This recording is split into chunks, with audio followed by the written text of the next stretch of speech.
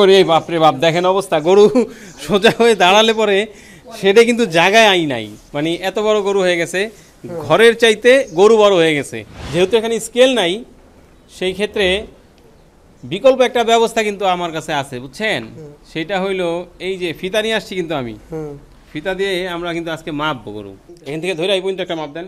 হ্যাঁ, চাপ দিয়ে ধরে রাখেন, এটা লুজ দিয়ে না। হ্যাঁ হ্যাঁ, ধরে রাখেন, আপনি ধরে রাখেন, বাস। এই যে থাকুক, ওখানে থাকুক, ওটা ছাড়েন না, ওখানে ধরে রাখেন। এই যে এইবারই মাপ হয়ে যাবে। এই যে একদম না, সামনে টানেন কেন আরো। এবার হচ্ছে এই যে সিনার এখান থেকে যেটা ধরি আমরা, সেইটা যদি একটু দেখি। এই যে ক্যামেরাটা যদি নিয়ে আসা যায়, একেবারে সিনার এখান থেকে ধরলে 5 ফিট 4 ইঞ্চি। এখন কথা হলো যে আপনি যেই ধারণা করছেন তার চাইতে কম হবে গরু, সেই অনুযায়ী এখন দাম বলবেন। গরুটা কত টাকা চিন্তা ভাবনা করতেছেন বিক্রি করার জন্য? আসসালামু আলাইকুম, কেমন আছেন সবাই? আশা করি ভালো আছেন। 2025 কোরবানির জন্য বড় বড় গরু খুঁজতেছেন অনেকেই, মাঝারি গরুও খুঁজতেছেন অনেকেই, আবার ছোট গরু অনেকে খুঁজতেছেন যাদের বাজেটটা একটু কম। আমরা কিন্তু দেশের বিভিন্ন প্রান্ত ঘুরে আপনাদেরকে সেই কোরবানির গরু দেখানোর চেষ্টা করতেছি এবং কোরবানির গরুর দাম কীরকম সেটাও জানানোর চেষ্টা করতেছি। সেই ধারাবাহিকতায় আজকে আমরা দর্শক আছি ঢাকার আশুলিয়ার পাড়া গ্রামে। এখানে প্রান্তিক একজন খামারির ঘরে বড় একটা গরু আছে, যেটা হচ্ছে ফ্রিজিয়ান গরু। আরও বেশ কয়েকটা গরু লালন পালন করেন, সেই গরুগুলাও দেখব এবং বড় যেই গরুটা আছে সেই গরুটাও আমরা দেখব এবং আপনাদেরকে সেই দাম দর জানানোর চেষ্টা করব। মাশাআল্লাহ, গ্রামের চিত্র খুবই ভালো লাগতেছে কিন্তু।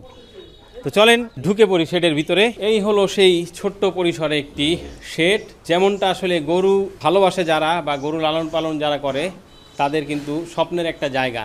গুটি গুটি পায়ে সবাই এগোতে চায়, এরকম ছোট পরিসরে শুরু করে তারপরে একটা সময় বড় একটি খামারের স্বপ্ন দেখেন। তো দেখা যাক আমাদের এই যে কৃষক বলি বা খামারি বলি যিনি, উনি আসলে কেমন স্বপ্ন দেখছেন। এই যে মাশাআল্লাহ বড় সড়ো একটা ফিজিয়ান গরু কিন্তু তৈরি হয়ে গেছে 2025-এর জন্য।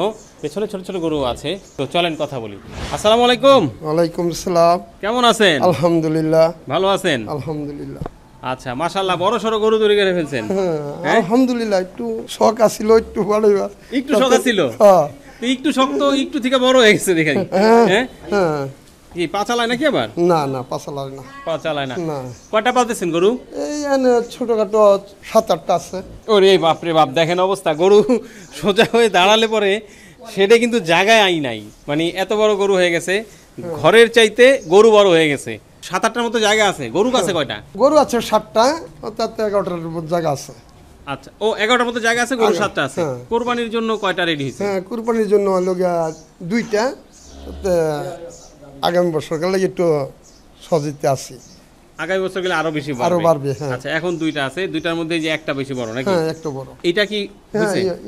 এটাও মানে কোরবানির জন্য রেডি। এটা কতদিন লালন পালন করতেছেন? এটা লালন পালন করতেছি প্রায় 1 বছর। প্রায় 1 বছর। হ্যাঁ। কয় দাঁত?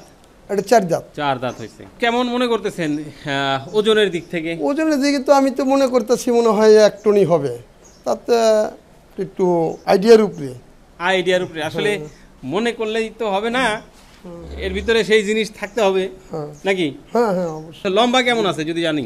এটা আইডিয়া করতেছি 90 ইঞ্চি হবে মনে হয়। 90 ইঞ্চি হবে মনে হয় আইডিয়া করতেছেন। আর আপনি ধারণা করতেছেন যে 1 টনের কাছাকাছি হবে। হাইটে কেমন হবে? হাইটে কতটুকু হবে? তাতে 6.5 ফিট হবে মনে হয়। 6.5 ফিট হবে মনে হচ্ছে। তো এই ধারণা বাদ, আসলে ধারণা দিয়ে তো কাজ হবে না, যেহেতু এখানে স্কেল নাই, সেই ক্ষেত্রে বিকল্প একটা ব্যবস্থা কিন্তু আমার কাছে আছে, বুঝছেন? সেটা হইলো এই যে ফিতা নিয়ে আসছি, কিন্তু আমি ফিতা দিয়ে আমরা কিন্তু আজকে মাপবো গরু। হ্যাঁ, আলহামদুলিল্লাহ ফিতা দিয়ে গরুটা মাপবো। মাপার পরে আসলে একটু দেখার চেষ্টা করবো। ওই মাপা যাবে না? মাপন যাবে। ঠিক আছে, চলেন একটু দেখি আমরা ফিতাটা দিয়ে মাপি একদম সরাসরি। আসলে ভাই একটু হেল্প করেন। হ্যাঁ, এই তো, থ্যাংক ইউ। এই যে চলে আসছে একেবারে। ও, এর নাম কি সম্রাট নাকি? ও আচ্ছা আচ্ছা, নামও রাখছেন তাহলে। সম্রাট, আশুলিয়ার সম্রাট। দেখি এবার সম্রাটের লেন্থ, যেটা আসলে মাংসের আইডিয়া নেওয়ার জন্য যেখান থেকে মাপা হয়, ভাই ঠিক সেখানে ধরছে। আমরা আসলে গরুটা একেবারে পুরোপুরি লম্বা কতটুকু আছে সেটা একটু দেখতে চাই আগে, তার একদম মাথা থেকে শেষ পর্যন্ত একটু দেখি, তারপর আমরা ওইখান থেকে ধরবো। একেবারে শিং থেকে ধরা হয়েছে না? ঠিক আছে, শিং থেকে ধরা হইলে এই আমরা চলে আসলাম দর্শক, দেখি এই যে একেবারে আবার লুজ হয় কেন, ঘাড় বাঁকা করে। আমরা আরেকবার একটু চেষ্টা করি দর্শকদেরকে ভালো করে দেখানো যায় কিনা। আসলে এখান থেকে ধরে এই পর্যন্ত একটা মাপ দেন, ফিতাটা এই যে সোজা থাকে না, হ্যাঁ হ্যাঁ চাপ দিয়ে ধরে রাখেন, এটা লুজ দিয়ে না, হ্যাঁ হ্যাঁ ধরে রাখেন, আপনি ধরে রাখেন, বাস এই যে থাকুক, ওখানে থাকুক, ওটা ছাড়েন না, ওখানে ধরে রাখেন, এই যে এইবারই মাপ হয়ে যাবে।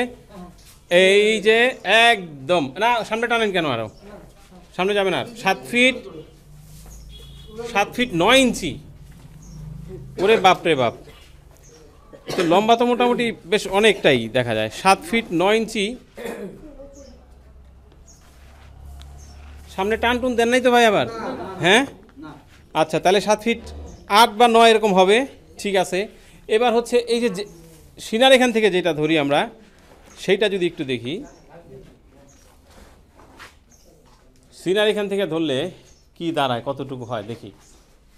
এই যে ক্যামেরাটা যদি নিয়ে আসা যায়, একেবারে সিনার এখান থেকে ধরলে 5 ফিট 4 ইঞ্চি, 5 ফিট 5 ইঞ্চি, 5 ফিট 5 ইঞ্চির মতো আছে এইখান থেকে। এবার আমরা একটু এর বডিটা এরকম করে মাপি,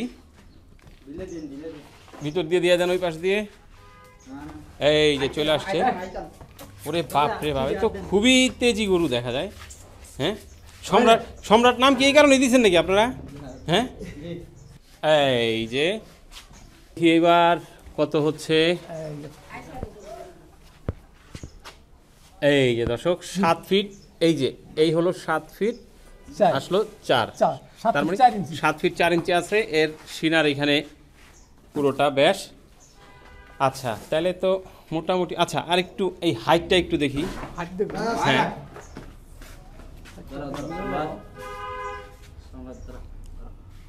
হাইটটা হচ্ছে 5 ফিট ধরা যায় নাকি? হ্যাঁ 5 ফিটই ধরা যায়, 5 ফিটই ধরা যায়, মাথাটা একটু নিচা করা আছে যদিও, তারপর আমরা 5 ফিটই ধরলাম। আচ্ছা তাহলে এই হইল পুরোপুরি মাপ। তাহলে সেই ক্ষেত্রে আমাদের যেরকম ধারণা হচ্ছে, মুরব্বী আসেন একটু কাছে, যাক আপনাকে অনেক ধন্যবাদ, আপনি অনেক হেল্প করলেন। আচ্ছা এটা একটু বইটা রাখেন, হ্যাঁ আমরা পরে নিচ্ছি। আসেন, গরুর নাম কে রাখছে? সম্রাট। সম্রাট, এই নামের সাথে তো ওই আমার নামের কারণেই তো মনে হয় যে এত তেজ হয়ে গেছে। হ্যাঁ, ওই আমার ছেলে কয় আর কি দাও ওইটাই ছেলে বলে। এখন কথা হলো যে আপনি যেই ধারণা করছেন, হ্যাঁ 1 টন তো না, গরু 900 কেজিও হবে না। আচ্ছা, তার চাইতে কম হবে গরু, যেটা আইডিয়া হচ্ছে 800 এর কাছাকাছি কম বেশি হবে মনে হচ্ছে আর কি। সেই অনুযায়ী এখন দাম বলবেন, গরুটা কত টাকা চিন্তা ভাবনা করতেছেন বিক্রি করার জন্য? আচ্ছা, তো আমি এমনি আনুমানিক এমনি মানুষটার দাম চাই আমি কি 5.5 চাই, তাতে মনে করেন যে একটু যদি কেউ আসে তাহলে আলোচনা করে একটু নিতে পারবে। যাক, তাও ভালো, 10 লাখ টাকা বলেন নাই, কারণ আমাদের আসলে না প্রান্তিক খামারি যারা, প্রান্তিক কৃষক যারা, ওনাদের আসলে ধারণা থাকে না। অনেক সময় দেখে যে অনেক দামে দামে গরু বিক্রি হয়, তো ওনারা আসলে ওইরকম দাম চায়, তো পরে আসলে বিক্রিও হয় না, গরুগুলো বিক্রি করতে পারে না। আপনি মোটামুটি 5.5 লাখ টাকা চাচ্ছেন, তারপরও দামাদামি করার সুযোগ আছে।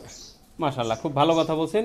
তবে গরুটা কিন্তু আসলেই সুন্দর, একেবারে কালো, মানে ফিজিয়ানের মধ্যে হলেও মানে রংটা কিন্তু আসলে সুন্দর, মানে কালোর মধ্যে থাকে না একটু মেটমেটে কালো, এটা একেবারে কুচকুচে কালো, তাই না?